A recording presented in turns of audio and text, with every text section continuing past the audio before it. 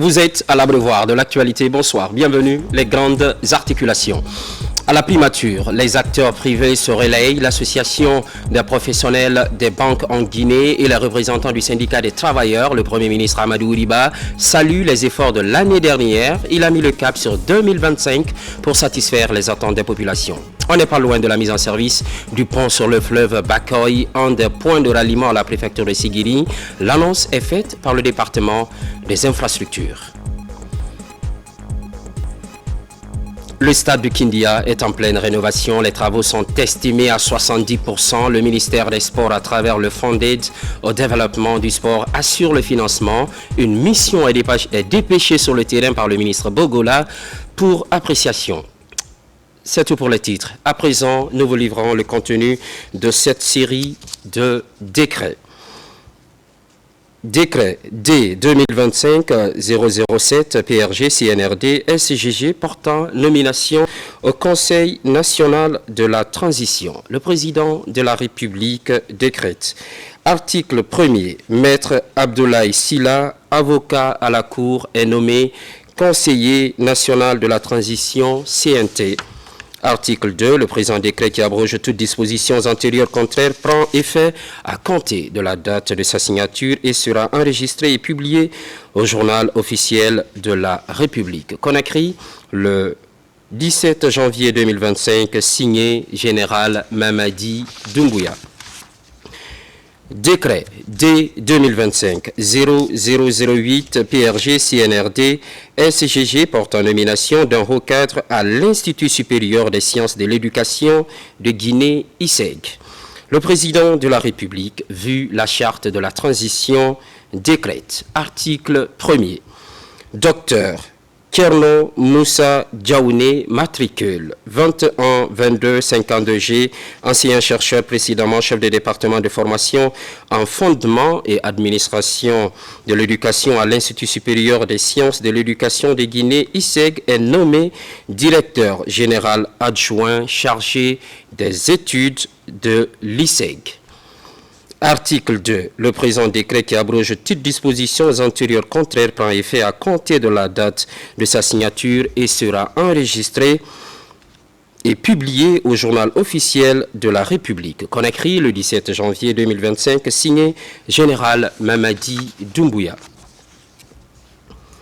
Décret D 2024-009 PRG CNRD SGG portant nomination au ministère de la promotion féminine de l'enfance et des personnes vulnérables. Le président de la République, vu la charte de la transition, décrète. Article 1er. Madame Saran Komaradjane, sociologue, est nommée directrice générale adjointe du Centre de formation sociale appliquée Jean-Paul II. Article 2. Le présent décret qui abroge toutes dispositions antérieures contraires prend effet à compter de la date de sa signature et sera enregistré et publié au journal officiel de la République. Conakry, le 17 janvier 2025, signé Général Mamadi Doumbouya. Décret D 2025-0010 PRG CNRD SGG portant nomination de haut cadre au ministère de la Culture, du Tourisme et de l'Artisanat. Le président de la République, vu la charte de la transition, décrète. Article 1er. Les hauts cadres dont les prénoms et noms suivent sont nommés dans les fonctions ci-après. Inspecteur général de la culture, du tourisme et de l'artisanat, M. Vital Goumou, précédemment directeur général adjoint du Bureau de stratégie et de développement, BSD, du ministère de la culture, du tourisme et de l'artisanat.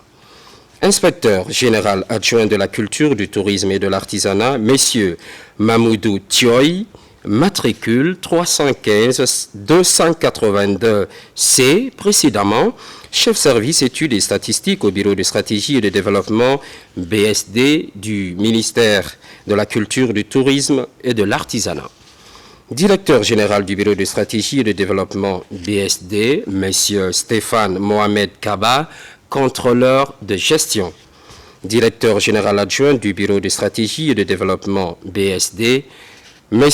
Mohamedou Sylla, matricule 249 529 L précédemment chef service planification et stratégie au Bureau de stratégie et de développement BSD du ministère de la Culture, du Tourisme et de l'Artisanat. Directeur national de la culture et du patrimoine historique, Monsieur Aboubakar Sidiki Kondé, précédemment directeur national adjoint de la culture et du patrimoine historique. Directeur national adjoint de la culture et du patrimoine historique, Monsieur Amin Touré, précédemment directeur général de l'Agence guinéenne de spectacle AGS. Directeur national du tourisme et de l'hôtellerie, M. Ibrahima Aïssata Diallo, matricule 245-630S, précédemment directeur national adjoint de l'artisanat. Directrice nationale adjointe du tourisme et de l'hôtellerie, Mme Asmaouba, précédemment secrétaire générale du syndicat national des employés. Directeur national de l'artisanat, M. Sekou Kondé, matricule 198-829P, consultant en artisanat. Directeur national adjoint de l'artisanat, M. Alpha Kamara, matricule 591-764J, précédemment directeur communal de la culture, du tourisme et de l'artisanat de la commune de Matam. Directeur général du service national des aménagements touristiques, hôteliers et artisanaux, M. Aboubakar Silla, gestionnaire touristique et aménagiste des parcs et monuments culturels. Directeur général adjoint du service national des aménagements touristiques, hôteliers et artisanaux, M. Mamadou Balato Keita, ingénieur civil. Directeur général du service national des industries culturelles et créatives ICC, M. Mamadou Adama Biliaba, précédemment animateur d'émissions culturelles et artistiques à la radio Nostalgie FM. Directeur général adjoint du service national des industries culturelles et créatives ICC, M. Maka Traoré, précédemment président de la commission marketing et médias de la Fédération guinéenne de football. Directeur général de la Bibliothèque nationale de Guinée, M. Daouda Tamsir Nian, précédemment directeur général du Centre de lecture publique et d'animation culturelle, CELPAC. Directrice générale adjointe de la Bibliothèque nationale de Guinée, Madame Kadiatou Kaba, journaliste, présentatrice à la radio-télévision de Guinée, RTG. Directeur général du Musée national de Guinée, Monsieur Amidou Conté, président de l'Agence de promotion culturelle, Festicalum. Directeur général adjoint du Musée national de Guinée, M. Hamza Kaba, précédemment directeur général du Musée national de Guinée. Directeur général du Bureau guinéen des droits d'auteur BGDA, M. Moussa Fofana, précédemment conseiller juridique du ministère de la Culture, du Tourisme et de l'Artisanat. Directeur général adjoint du Bureau guinéen des droits d'auteur, M. Balassila, spécialiste en administration et finance du projet USAID Notre Santé. Directrice générale de l'Office national du tourisme, Madame Kade Kamara, experte en gestion et promotion touristique. Directeur général adjoint de l'Office national du tourisme ONT, Monsieur Amadou Tunkara, précédemment directeur de l'exploitation à l'Office national du tourisme ONT. Directeur général de l'Office national du cinéma, de la vidéo et de la photographie de Guinée, ONASIG, Monsieur Amara Traoré, précédemment président du collectif Sillywood. Directeur général adjoint de l'Office national du cinéma, de la vidéo et la photographie ONASIG, Monsieur Abdoulaye Doumbouya, professeur de langue anglaise. Directeur général du Centre de lecture publique et d'animation culturelle CELPAC, M. Bernard P.V. Béavogui, précédemment directeur général adjoint du CELPAC. Directeur général adjoint du Centre de lecture publique et d'animation culturelle CELPAC, M. Hassan Silla, journaliste animateur culturel. Directeur général du Fonds de développement des arts et de la culture FODAC, M. Malik Kébé, promoteur culturel. Directeur général adjoint du Fonds de développement des arts et de la culture FODAC, M. Noël Lama, précédemment directeur général de l'Office national du cinéma, de la vidéo et la photographie de Guinée-Onasig.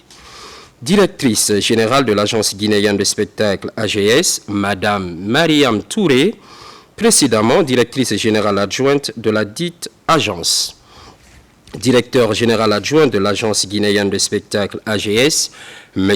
Aboubakar Diallo, manager général de la structure Dial Initiative. Directeur général du Centre international de percussion, M. Michel Théo Lama, précédemment directeur général du Bureau guinéen des droits d'auteur BGDA. Directeur général adjoint du Centre international de percussion, M. Abdoulaye Aïssata Bangoura, administrateur culturel.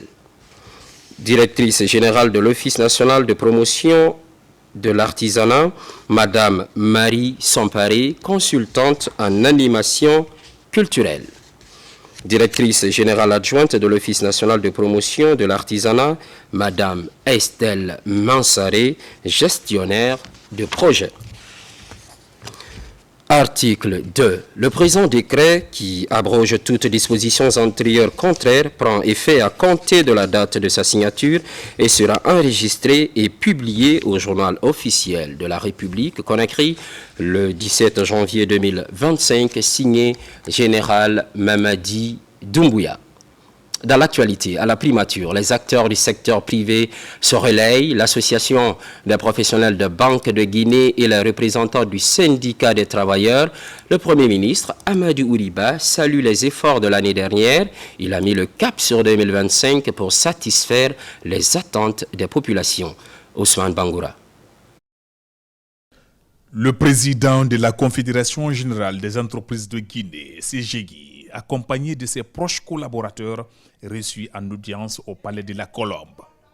La délégation du patronat, conduite par son président, Kaba Guider, était venue réitérer la volonté et l'engagement des acteurs du secteur privé guinéen à travailler la main dans la main avec le gouvernement Baouri dans la mise en œuvre des projets et programmes d'action du gouvernement en faveur du bien-être des Guinéens. Pour ce faire, ils ont évoqué certaines préoccupations.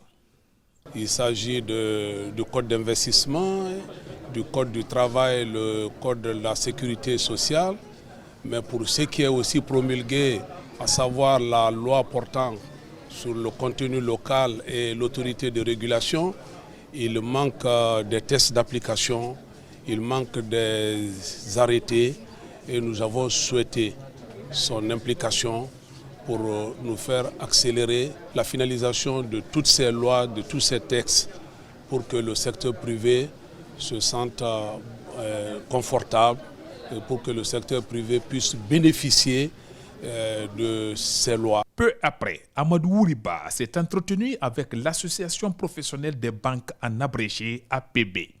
Ce cadre d'échange a permis d'écouter les demandes de l'association, demandes liées aux défis du secteur bancaire pour l'année 2025.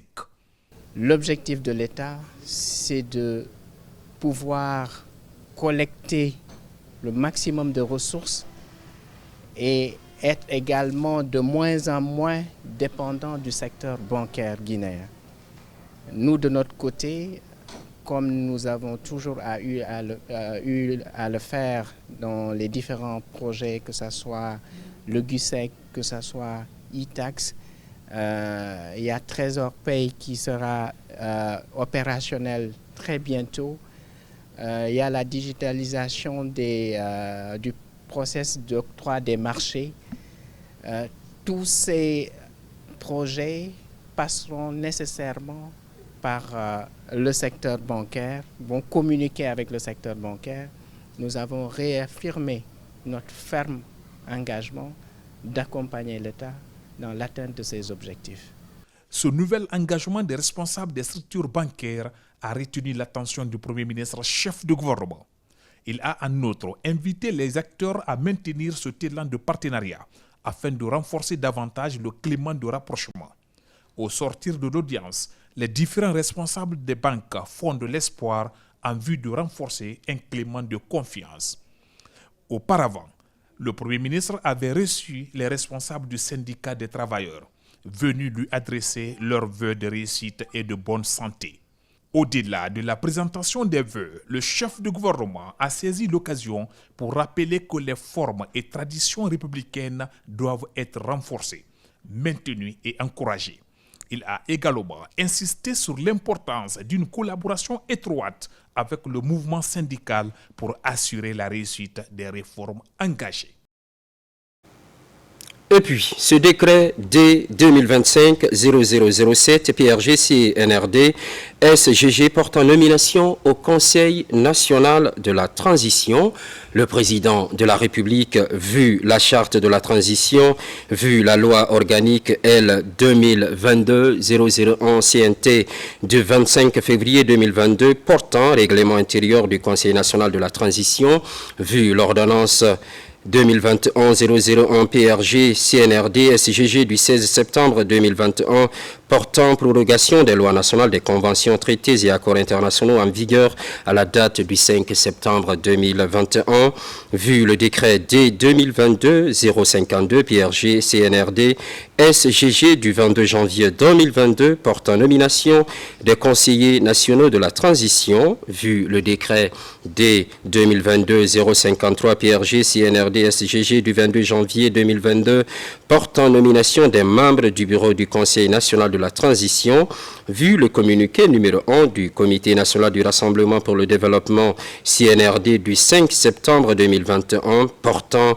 prise effective du pouvoir par les forces de défense et de sécurité, vu la lettre numéro 0013 PCNT 2025 en date du 15 janvier 2025 du président du Conseil national de la transition adressée au bâtonnier de l'Ordre des avocats de Guinée relative à la décision d'un représentant du barreau de Guinée au Conseil national de la transition, vu la lettre réponse numéro référence 012 OAG B 2025 du 15 janvier 2025 du bâtonnier de l'Ordre des avocats de Guinée à la lettre sus-référencée du président du Conseil national de la transition, vu la lettre numéro 0014 PCNT 2025 en date du 15 janvier 2025 du président du Conseil national de la transition adressée au président de la République pour la désignation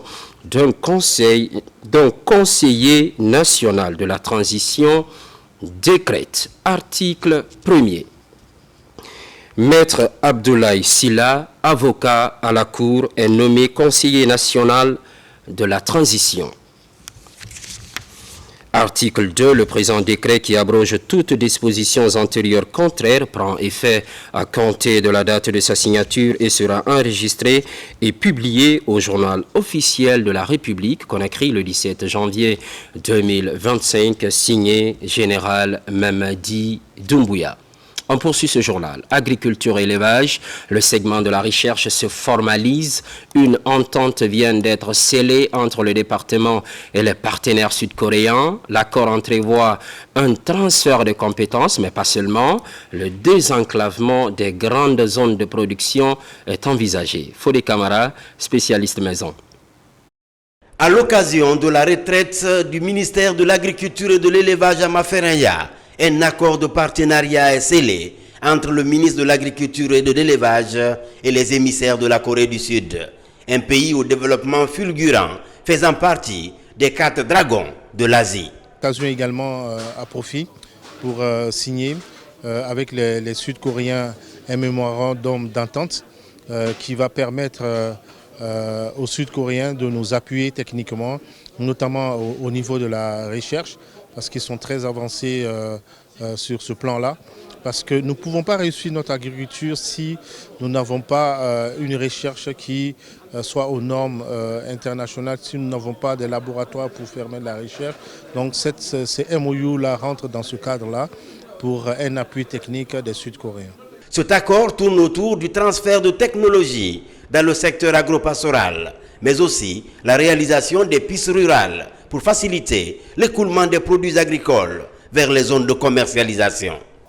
제일 중요한 건 일단은 여기에 이제 인재 양성. C'est pour développer le Smart Farm, comme la Guinée n'a jamais connu le Smart Farm. C'est pour réalisation de plusieurs pistes rurales en Guinée et aussi pour mettre la valeur des secteurs agricoles en Guinée. La Corée a traversé les mêmes difficultés, mais actuellement, la Corée a beaucoup avancé et ferait tout sorte pour aider la Guinée avec cette méthode, comment développer le secteur agricole en Guinée. Ils sont là pour le cadre de cette situation. 농업 강국이 될 수 있도록 같이 참여할 예정입니다. Parmi les défis du secteur agropastoral, l'accès aux zones de production est l'une des priorités du ministère de l'Agriculture et de l'Élevage. Cette signature apporte des solutions pour répondre aux attentes des producteurs qui éprouvent d'énormes difficultés de mobilité et de rentabilité. Agriculture, élevage, pêche à présent, l'hygiène dans le traitement des poissons. Le centre habilité vient de recevoir la visite de la hiérarchie. Il s'agit de constater en temps réel le processus. La démarche repose sur la propriété pour des produits halieutiques de qualité. La santé publique en dépend. Alga Simouba pour plus de précisions. Le Centre national de surveillance et de police des pêches, une structure de contrôle, de suivi et de veille. C'est dans cette dynamique que le directeur général entame une visite de contrôle d'hygiène dans les différents établissements de traitement de poissons.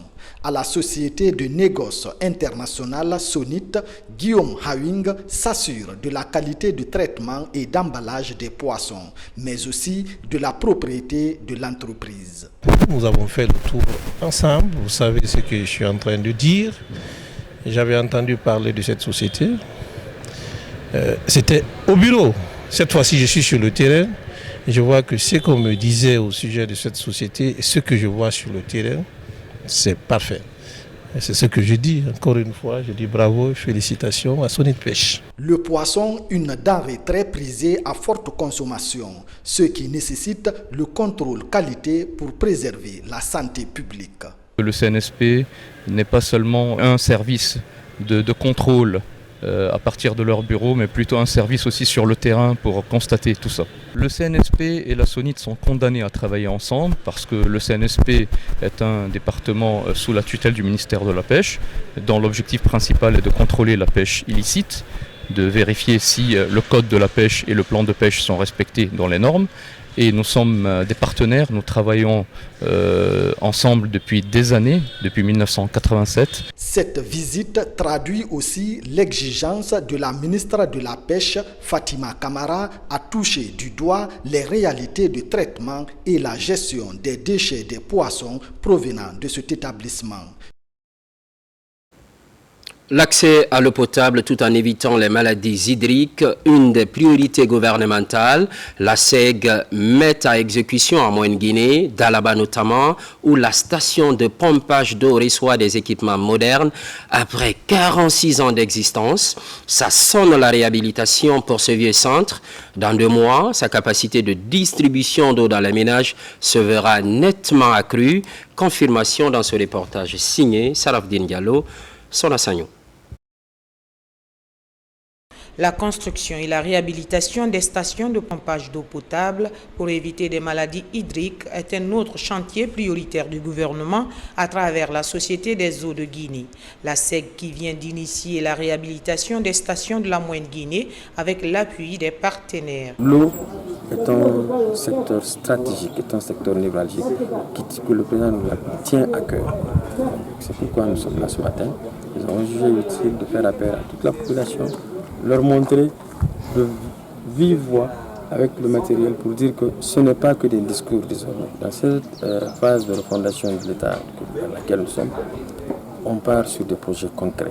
Notre engagement est de faire un travail de qualité avec des équipements de qualité qui vont permettre d'avoir une eau de qualité.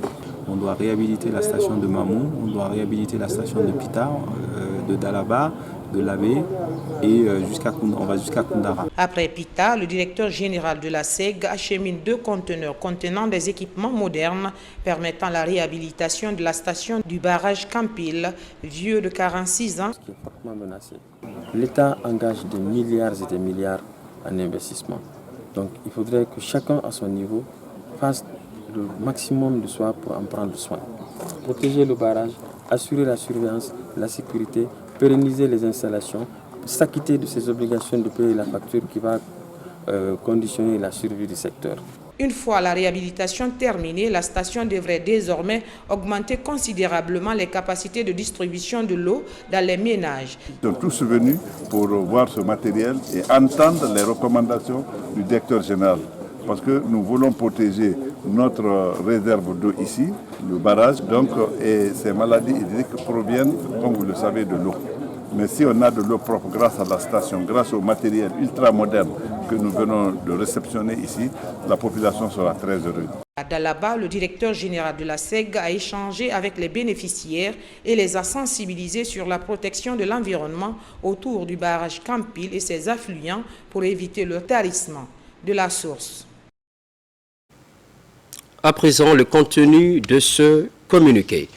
La Direction générale de l'électricité de Guinée, EDG SA, informe son estimée clientèle que des travaux d'envergure visant l'accroissement des capacités de production électrique de 110 MW à 150 MW seront entrepris du 18 janvier au 3 février 2025. Ces travaux consistent au raccordement d'une nouvelle centrale thermique flottante dans l'optique d'améliorer significativement la qualité de la desserte électrique sur l'ensemble du réseau. Durant cette période d'intervention technique, il est à prévoir des perturbations temporaires ainsi que des alternances dans la fourniture d'électricité dans certains quartiers desservis qui vous seront communiqués. Consciente des désagréments que cela pourrait occasionner, EDG tient à présenter ses excuses les plus sincères à ses usagers et réaffirme son engagement à mettre en œuvre toutes les mesures nécessaires pour établir une situation normale dans les meilleurs délais. Pour toute information complémentaire, notre service clientèle demeure joignable au 626 11 11 11. Nous vous remercions pour votre compréhension et votre confiance, la Direction générale d'EDG SA. Transport fluvio-maritime, l'autorité de régulation tient sa deuxième session ordinaire. Au menu, le rapport d'exécution de budget 2024 et l'adoption de celui 2025. Par ailleurs, les problèmes qui touchent le secteur fluvio-maritime sont passés en revue. Abraham Christophe Kanté, Mohamed Aïcha Silla. Sur les côtes maritimes guinéennes, positionner des unités navales à l'embouchure des fleuves, c'est l'une des missions de l'autorité de régulation du transport fluvio-maritime ARTFM. Cette rencontre est l'ouverture de la deuxième session ordinaire du Conseil de régulation de sa direction. C'est une session qui s'étale sur le rapport d'exécution des projets du budget 2024 et l'adoption du projet du budget 2025. Les grandes orientations qui ont été retenues par le Conseil, c'est d'accentuer les investissements. Nous en avons besoin très sincèrement, puisque c'est un secteur que nous sommes en train de réguler, le secteur du transport fluvio-maritime. On a besoin de beaucoup d'équipements de pointe pour pouvoir réguler tout ce flux qui est en train de s'opérer au niveau des eaux maritimes, mais aussi des fleuves côtiers. Au cours de ce rendez-vous, plusieurs documents sont soumis à l'examen des administrateurs. Il s'agit notamment du budget à adopter pour les activités à réaliser au cours de l'année prochaine. À l'unanimité, je dirais que les administrateurs ont apprécié le travail qui leur a été présenté. Et ils n'ont pas tari d'éloges pour, en tout cas, ceux qui ont eu à mettre la main à la pâte pour que les documents qui ont été soumis soient de qualité. le conseil d'administration tient compte des enseignements tirés de l'exercice écoulé pour adopter un budget total raisonnable.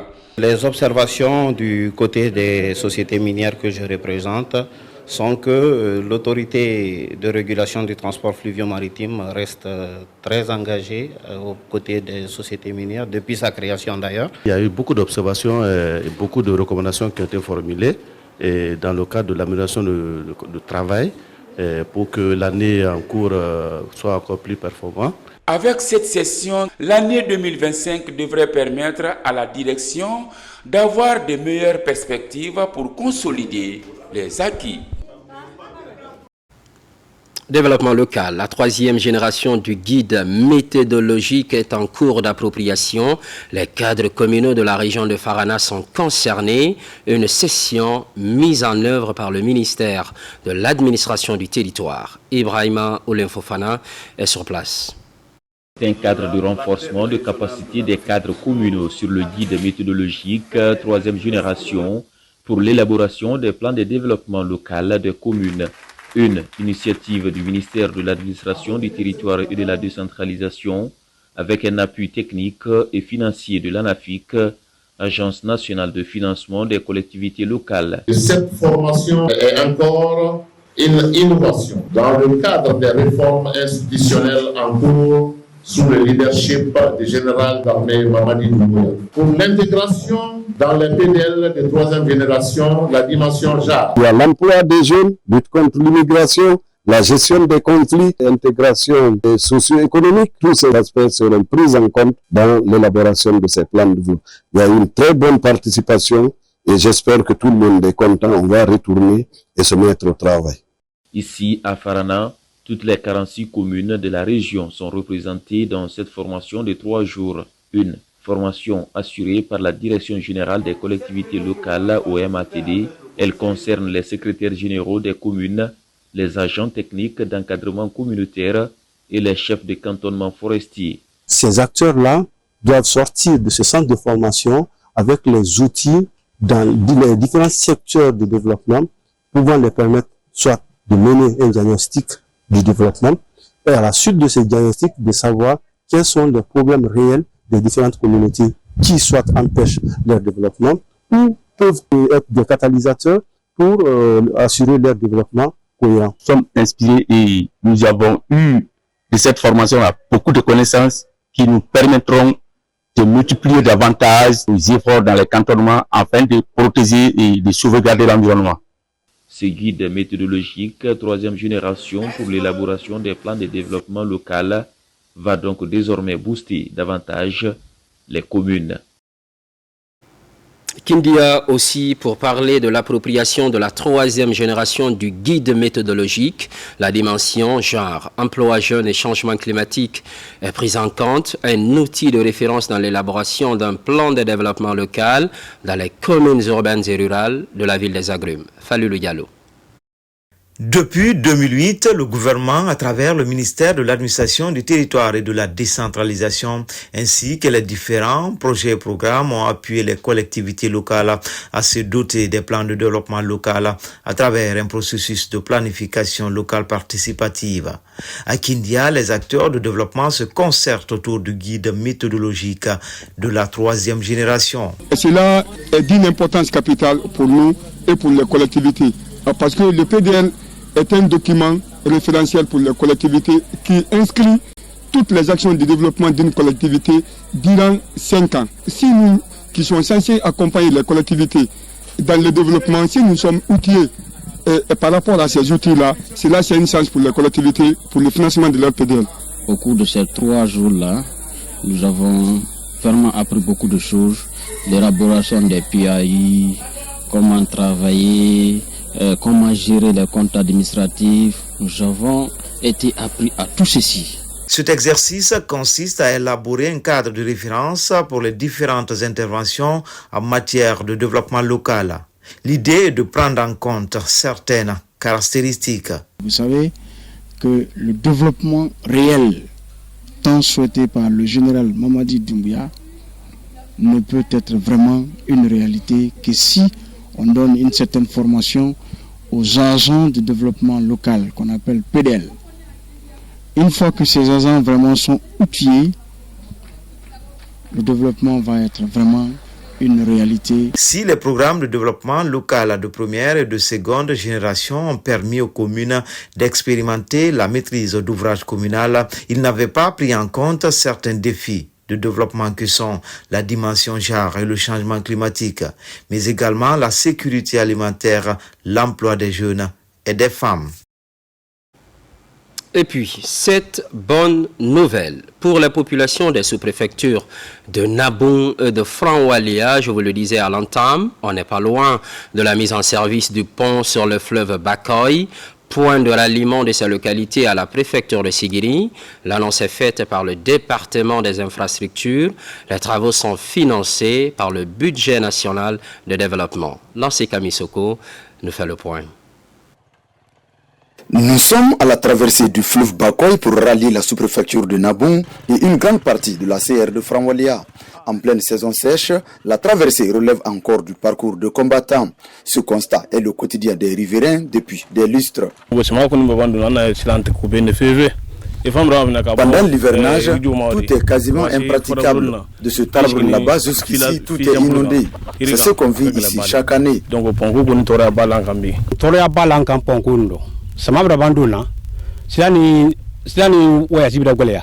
souffrons énormément ici pendant la saison des pluies. La route est même coupée par moments.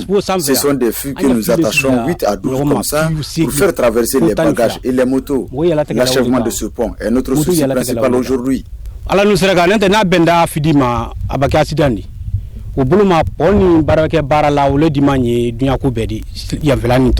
Pour soulager les milliers de populations essentiellement agro-pastorales qui vivent au-delà de cet affluent du Niger, l'État guinéen a lancé la construction d'un ouvrage de franchissement en 2017, financé par le budget national de développement à hauteur de 7 milliards de francs guinéens. Pour un délai d'exécution de 6 mois, l'infrastructure peine encore à être achevée, ce qui a poussé la Direction nationale des routes préfectorales à prendre ses responsabilités. Nous sommes en train de travailler sur ça. La direction préfectorale des infrastructures de Sigiri et la direction nationale des routes préfectorales pour lancer un appel d'offres ouvert. L'entrepreneur qui aura la chance d'avoir cette fois-ci, d'ici les grosses pluies et le reprofilage de la route et le pont, tout va se terminer dans les meilleures conditions, avant les grandes pluies. Considéré comme le grenier de la préfecture de Sigiri, l'amélioration de la voie d'accès à la commune rurale de Nabon figure aujourd'hui parmi les priorités du département des infrastructures et travaux publics. En témoigne la pose de la première pierre du second pont sur le même axe les jours à venir. Sur tout autre plan, prévention du VIH, prise en charge et protection des personnes vivant avec le sida, un cocktail de mesures figurant désormais dans une nouvelle loi, place à la vulgarisation. Les représentants des 13 communes sont mobilisés. Il est question de rompre la stigmatisation des personnes évoluant avec le VIH-sida. Amadou Touré nous donne les détails. C'est partant du constat que l'insuffisance d'informations sur le VIH-Sida peut entraîner de graves conséquences relatives à la stigmatisation et au rejet que le gouvernement, à travers le comité exécutif de lutte contre le sida, initie la vulgarisation de la nouvelle loi L 2024-001 CNT du 12 janvier 2024 portant prévention du VIH, prise en charge et protection des personnes vivant avec le VIH en République de Guinée. Il faut mettre cette loi à la disposition de la population guinéenne, puisque nous avons remarqué que la loi 025 de 2005 n'avait pas été vulgarisée. Les gens ne savaient même pas s'il y avait une loi relative à la protection des personnes vivant avec le VIH. Au nom du secrétaire exécutif du CNLS, je tiens à inviter le ministère de la Justice et des Droits de l'Homme à faire une large diffusion dans tous les tribunaux. À vous, les délégués spéciaux, nous comptons sur vous pour informer toutes les populations guinéennes dans toutes les communes. Pour un large spectre, l'activité a regroupé ses représentants des 13 délégations spéciales de Conakry afin de toucher une large majorité des communautés confrontées. à la situation. Il faut réactualiser les choses parce qu'au moment où les gens pensent que le sida est éradiqué, c'est en ce moment que ça fait des ravages à l'interne. Donc il faudrait se lever. Et le ministère de l'administration du territoire et de la décentralisation, bien sûr, a décidé d'utiliser ces cadres, les points focaux, les présidents des quartiers qui sont très proches des populations pour véhiculer le message. Venons en appui, d'accord, au ministère de la Santé, mais il faut aussi dire que le ministère de la Santé travaille pour les populations qui sont dans les collectivités et les circonscriptions territoriales que nous gérons. Il faut que tous les départements ministériels emboîtent le pas en sensibilisant et en formant leurs travailleurs sur le contenu de cette loi. À ce jour, plus de 127 530 personnes vivent avec le VIH-Sida en Guinée. Les régions les plus touchées sont respectivement Boké, Kindia, Conakry, Kankan, Zérékoré, Farana, Mamou et Labé. La tranche d'âge la plus affectée est celle comprise entre 15 et 49 ans. La propagation de la drépanocytose, les acteurs réfléchissent à comment stopper en Guinée. Le dépistage gratuit de la pathologie est privilégié. La commune de Cagbelin active la campagne. Le milieu scolaire devient la cible à travers l'école professionnelle de santé Aboubakar Kamara. Les modes de prévention sont disséminés au sein des populations également. N'est-ce pas, Mamadou Saliouba? Considérée comme la maladie génétique la plus répandue, la drépanocytose est l'une des principales causes des consultations dans les structures sanitaires, selon les spécialistes. Pour freiner cette pathologie héréditaire, l'école professionnelle de santé Kamara Ibrahima Djoumé ouvre ses portes aux populations pour un dépistage gratuit. Pour le moment, les premiers sujets testés, nous avons sur 5 prélèvements, nous avons déjà 3 cas de positivité. Pour vivre avec cette maladie avec moins de problèmes, il faut se diriger vers les structures hospitalières. Ce qui m'a poussé à me faire dépister, c'est tout d'abord, au début, je n'avais pas une idée concernant la drépanocytose, mais très malheureusement, j'ai un enfant qui est drépanocytaire. Et donc ça, j'ai vu que c'est une maladie vraiment qui est insupportable, parce que vous êtes toujours à l'hôpital. Cette campagne de dépistage gratuit offerte par l'école professionnelle de santé Kamara Ibrahima Djoumé en collaboration avec Medipro a permis de dépister plusieurs personnes, mais aussi d'outiller les participants sur la drépanocytose. La drépanocytose, c'est une maladie héréditaire qui se transmet de père en fils et qui peut être évitable par la sensibilisation contre l'endogamie et renforcer surtout ou outiller nos officiers d'état civil qu'ils doivent déconseiller des mariages à risque entre les drépanocytaires SS qui ont le même phénotype. Nous avons compris que l'autorité communale a un rôle incontournable à jouer pour la rupture ou diminuer la propagation de cette maladie. Dans les conditions normales, tout mariage qui se fait doit être précédé d'un test prénuptial. Cette campagne gratuite offerte par l'école professionnelle de santé Kamara Ibrahima Djoumé en collaboration avec Medipro a permis de dépister gratuitement plusieurs personnes, mais aussi d'outiller les participants sur la drépanocytose. Éducation maintenant, l'approche préparatoire à la vie professionnelle. La thématique profite aux enseignants du préuniversitaire. Ils se retrouvent à Kindia sur initiative du ministère des tutelles. La finalité pour ces formateurs est d'améliorer le contenu des enseignements. Nabi Kamara.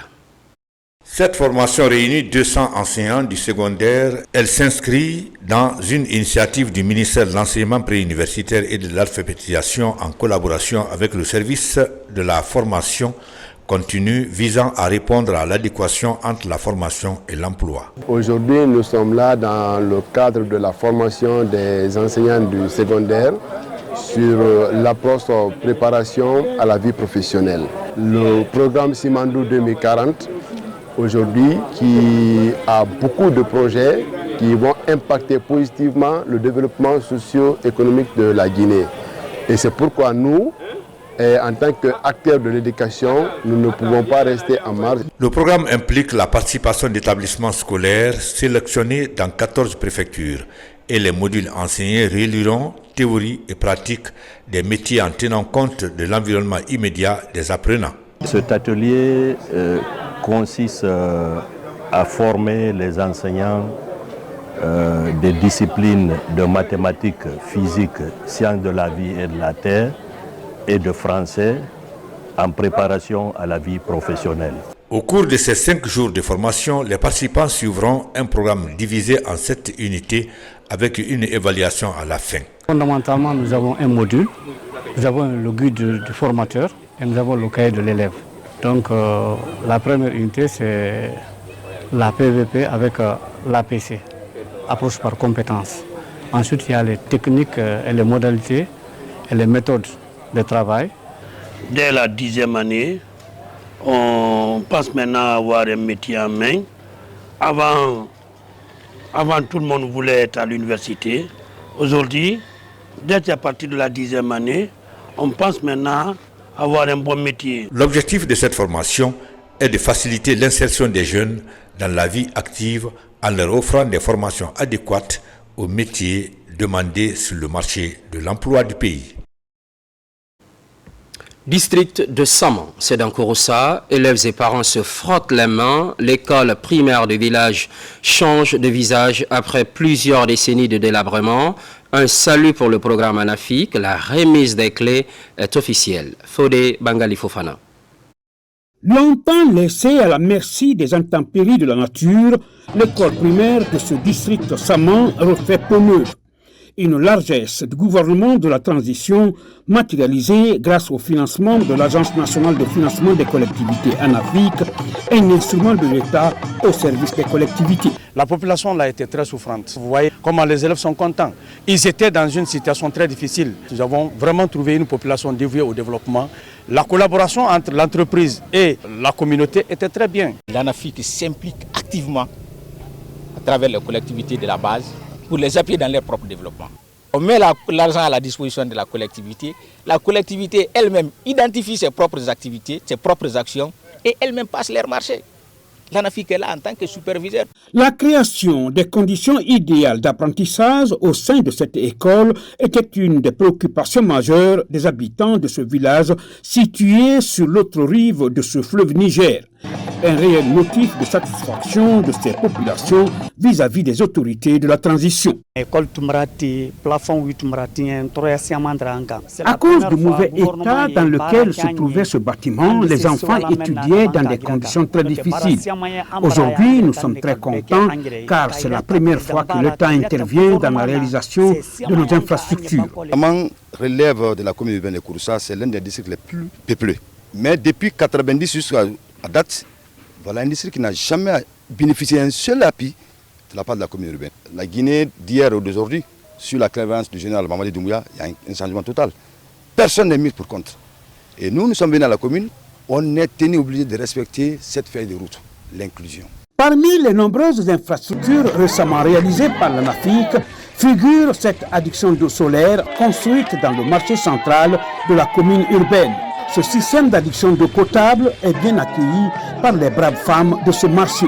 De nombreuses infrastructures sont réalisées par l'État, mais certaines d'entre elles sont jusque-là à l'abandon, ce pour des raisons non encore élucidées. C'est le cas de ce nouvel abattoir entièrement clôturé et cette école professionnelle, tous deux flambant neufs, mais sans occupants, abandonnés dans la nature. Anzere Corée, la gestion des données mobilise 50 jeunes. C'est une approche développée par l'ONG Provifep. Les notions de redevabilité et d'apprentissage ne sont pas exclues, l'objectif étant de qualifier les interventions des jeunes dans les domaines essentiels à la gestion des projets et au développement durable. Mohamed Salihoupaï, correspondance. Cette formation vise à outiller ses participants à la collecte et à l'analyse des données de manière précise, tout en les initiant aux outils modernes de suivi et d'évaluation, ainsi que sur l'importance de la redevabilité, ce concept clé qui vise à assurer la transparence dans la gestion des projets. Aujourd'hui, ce fut vraiment une occasion pour l'ensemble des 50 jeunes participants de connaître c'est quoi le suivi et évaluation, quels sont les outils nécessaires pour faire un bon suivi et évaluation, quelles sont les cibles et en même temps comment traiter les données après la collecte. Ça fait des années de plus et ça nous permettra également pour les prochaines années, pour les prochains mois, de pouvoir nous adapter mieux au métier de suivi et évaluation et également en utilisation de la plateforme Kobo Collect et Kobo Toolbox. C'est un programme qui a été conçu pour doter les jeunes des compétences nécessaires afin de jouer un rôle actif dans la gestion et l'amélioration des projets de développement de leur région. Un volet important de la formation a porté sur la culture de l'apprentissage afin de mieux renforcer l'adaptabilité des jeunes face aux défis en constante évolution. J'invite tous les jeunes de la Guinée parce que l'État ne peut pas aussi employer tout le monde. Il faut forcément que nous les jeunes qu'on se lève et puis pour pouvoir se battre soi-même. Si on se dit qu'il faut qu'on laisse tout à l'État pour que l'État emploie tous les jeunes, ça ne peut pas marcher. Je suis ravie à plus d'un titre de l'ONG Profiveb qui nous a fait bénéficier de cette formation, qui nous a permis vraiment de diversifier nos connaissances, de nous perfectionner dans le domaine de suivi et évaluation. Cette formation a été marquée par une remise de certificats aux participants qui ont exprimé leur gratitude envers l'ONG Provifep pour cette opportunité d'acquisition de nouvelles compétences. Cancan, reconnaissance des réformes administratives, cela donne naissance au collectif des cadres de la région. Ils estiment que les acquis touchent plusieurs domaines au plan local. Ce collectif, bien sûr, raison de plus d'afficher leur solidarité derrière ces différentes réformes. Djamokaba. Dans la région administrative de Cancan, le paysage administratif avance aussi vite que possible. Des initiatives pour mieux s'adapter aux enjeux de l'action publique vont également dans le bon sens. Les cadres de la savane guinéenne se donnent rendez-vous à Baté pour célébrer l'accélération du rythme des réformes administratives autour du Saint-Coran, des prières et bénédictions en faveur du chef de l'État pour avoir initié toutes ces démarches qui garantissent la puissance publique sur le plan local.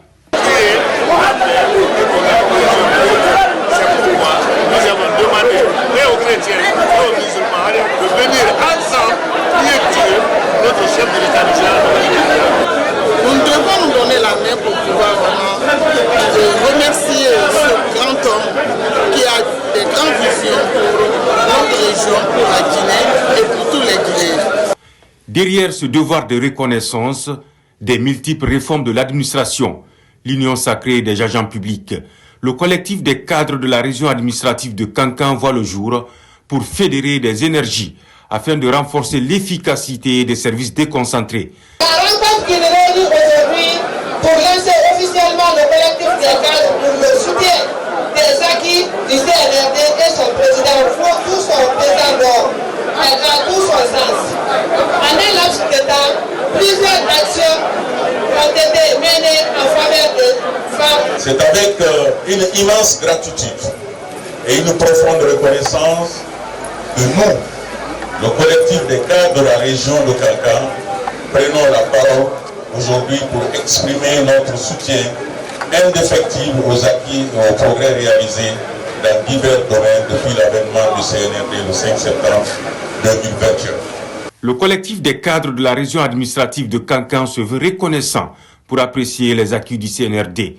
La nouvelle synergie d'action accompagne la refondation de l'État, inscrite au centre des priorités de la transition. Ce qui, entre autres, concentre l'actualité, le stade de Kindia est en pleine rénovation. Les travaux sont estimés à 70%. Le ministère des Sports, à travers le Fonds d'aide au développement du sport, assure le financement. Une mission est dépêchée sur le terrain par le ministre Bogola pour appréciation. Moussa Komara, explication. Avec une pelouse complètement hors usage, le stade Fodé Fils de Kindia n'est plus opérationnel. Mais depuis le mois de décembre dernier, le ministère de la Jeunesse et des Sports, à travers le Fonds d'aide au développement du sport, a entamé les travaux de réhabilitation. Ces travaux prennent en compte la réfection de la tribune officielle, du terrain de basketball, du volleyball, du vestiaire, de la pelouse et d'une partie de la clôture qui était affaissée. Là, principalement, on est beaucoup plus en train de travailler par rapport aux gros ouvrages. Donc, comme vous avez pu le constater, on est en train de travailler sur les gradins. Donc, augmenter le nombre de places pour pouvoir donner beaucoup plus de confort aux spectateurs. On est en train aussi de faire des caniveaux pour pouvoir drainer les eaux, pour plus protéger la surface de jeu. À date, on est à 70-75% d'évolution. La rénovation de ces stades historiques est financée par le gouvernement à travers le Fonds d'aide au développement du sport pour une durée de 3 mois. Sur place, une mission est dépêchée par le chef du département de la jeunesse et des sports pour venir s'enquérir du niveau d'évolution des travaux et évaluer la qualité des ouvrages réalisés. Avec l'appui du ministre, le FADES a initié, n'est-ce pas, ce programme d'aménagement, n'est-ce pas, à caractère multidisciplinaire des terrains communautaires. Voilà, c'est dans ce cadre que le stade de Faux-de-Fissa a été identifié. Les travaux avancent à la satisfaction, n'est-ce pas, du FADES. Les travaux se font dans la plus grande sérénité et l'accès à l'intérieur du stade est interdit aux visiteurs. La population de Kinda, c'est une population sportive. Donc, je reçois beaucoup de questionnaires avec les jeunes. Bon, mais il faut que je me réfère à la Ligue. C'est ça que je leur dis à tout moment. Voilà. Mais comme ça, là, c'est un bijou pour nous. Hein? C'est pourquoi nous-mêmes, on s'est sacrifiés pour que le ministère fait le stade. La rénovation et la modernisation de ces stades préfectoraux est le début d'un vaste chantier de développement du football à la base, commencé en 2024 par le ministère de la Jeunesse et des Sports. 18 stades communautaires seront rénovés avec plus de commodité en 2025. Et pour finir, cet autre communiqué. Suite au décès de Madame Mariam Kamara Sogipa, le lundi 13 janvier 2025, des suites de maladies au Royaume du Maroc, le gouvernement, à travers le ministère de l'Agriculture et de l'Élevage et le ministère du Commerce, de l'Industrie et des PME, en rapport avec la famille de la défunte, informe les collaborateurs, parents, amis et alliés du programme des obsèques comme suit. 1. Arrivée de la dépouille mortelle dans la nuit du dimanche au lundi 20 janvier 2025 à 1h30 du matin par le vol Royal Air Maroc. 2. Lundi 20 janvier 2025. De 9h à 11h, organisation d'un symposium en l'honneur de la défunte au Palais du Peuple. 11h30, départ de la dépouille mortelle pour la préfecture de Forikaria. 14h, prière à la grande mosquée de Forikaria, suivie de l'inhumation au cimetière familial à Forikaria. Que l'âme de l'illustre disparu repose en paix, le ministre Félix Lama, ministre de l'Agriculture et de l'Élevage. C'était l'actualité de la Guinée, notre paradis, terre de richesse et d'innovation, constante et fidélité à toutes et à tous. Les programmes se poursuivent, l'actualité évolue.